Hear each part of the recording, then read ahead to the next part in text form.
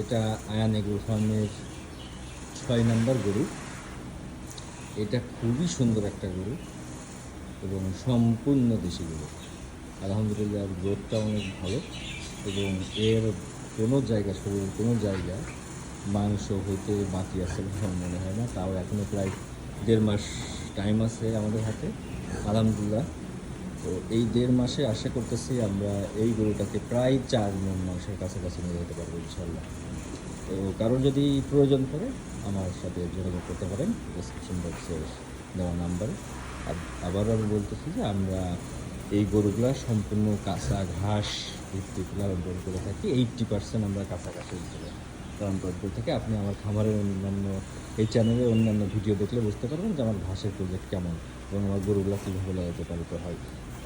তো কারোর দরকার হলে অবশ্যই ডেসক্রিপশন বক্সের নাম্বারে যোগাযোগ করবেন।